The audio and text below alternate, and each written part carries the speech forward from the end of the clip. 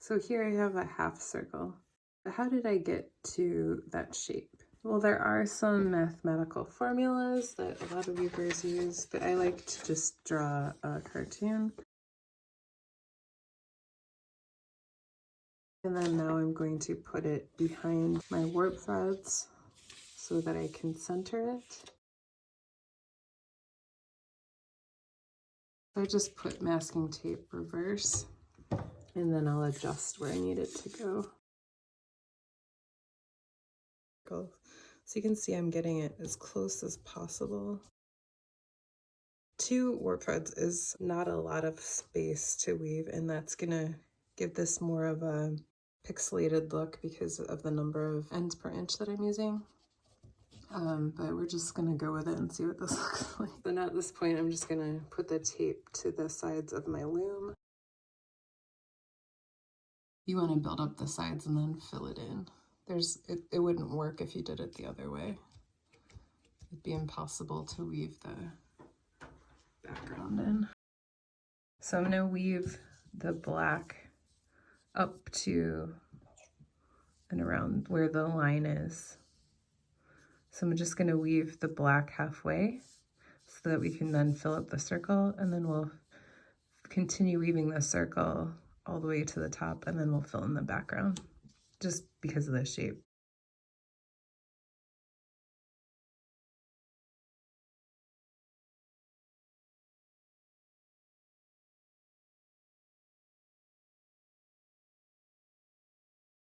So I'm gonna pigtail it around. Okay, so I ended my pigtail on that, the 3rd warp thread from the left. So then I'm gonna pigtail to start my new weft of those 3 warp threads.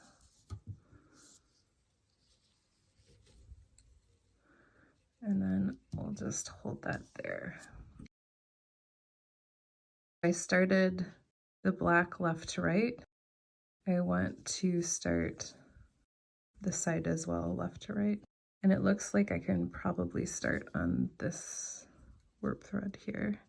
I'm gonna stick, because I'm going left to right, I'm gonna stick it in between the one I wanna cover and the one to the right.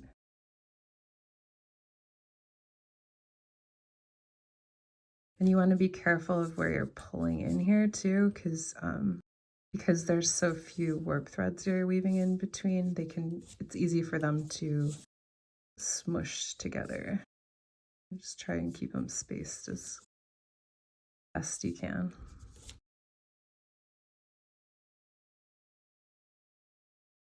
Weave a little more on this side. So here I'm going to go up to down to 2 warp threads, but that's going to continue for most of the way. So I'm going to do quite a few passes of this. Just the 2 warp threads on the left. And I'm about halfway. Because we wove the black left to right, we're going to start our circle right to left. We're going to look at where our first pass is going to start, and it looks like it's going to be on here. So if we're going right to left, we're going to start on the left of the warp thread with the tail going behind on the left of the warp thread we want to cover. And we want to cover this warp thread here. So starting in between those two, I'm going to go behind to the back.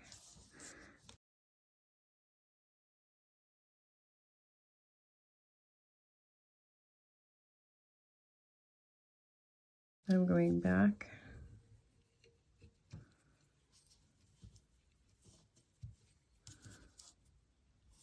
Okay, so I have 1 pass there.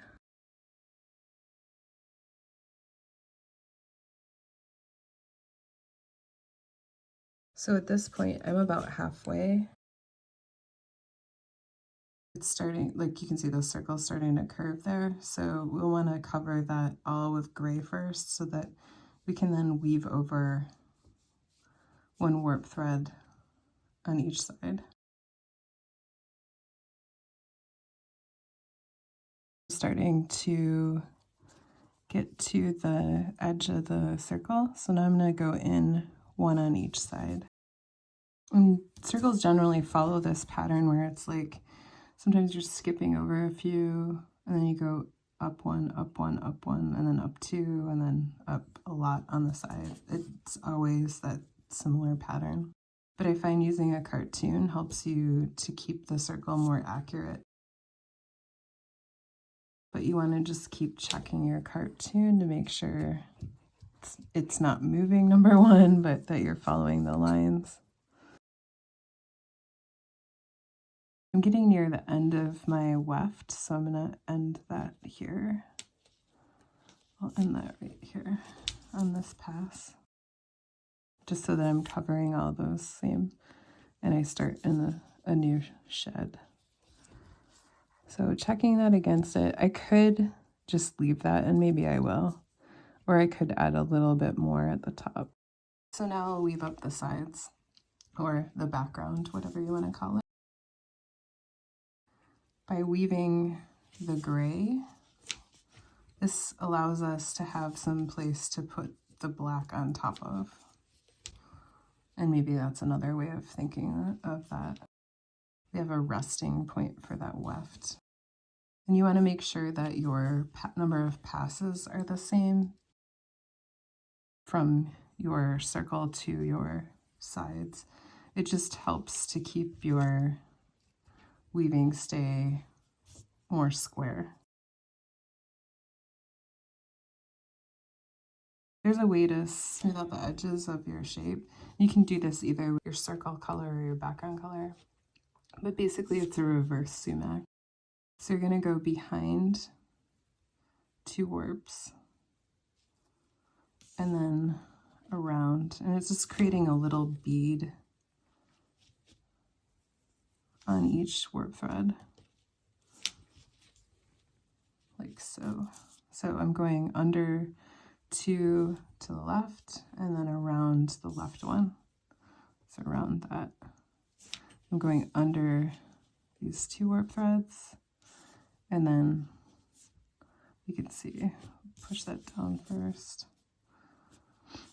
So I'm under those 2, and then I go on top and pull it between and go under the next 2 to the left. You can see that's starting to give it more of a rounded, a little bit more of a rounded edge. I'm going to then break this off and pigtail this. And I'll do the same on the left side. I just wanted you to see what that looked like. So I ended on the left. If we're thinking about the way I wove this, I wove to the right and then to the left. So I'm gonna start here with the end of this. And you don't need to count that bead really. It's just there to smush it in place and keep it a little more rounded on the edges.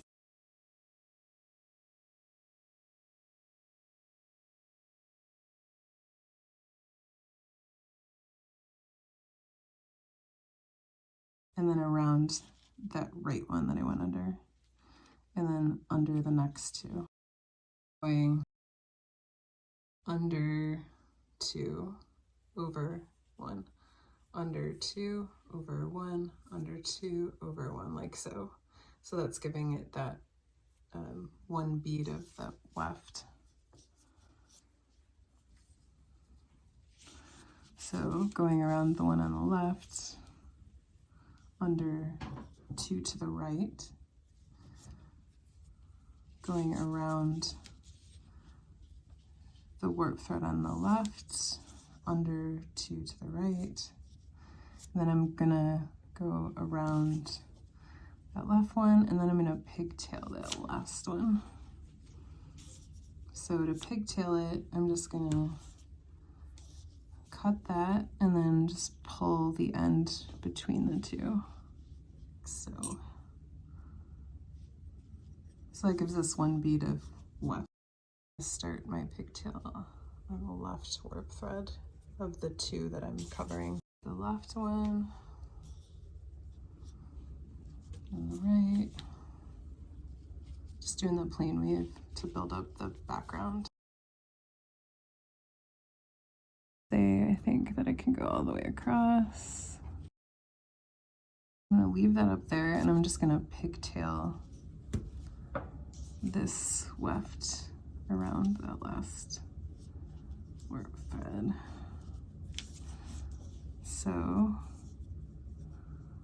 we have our circle.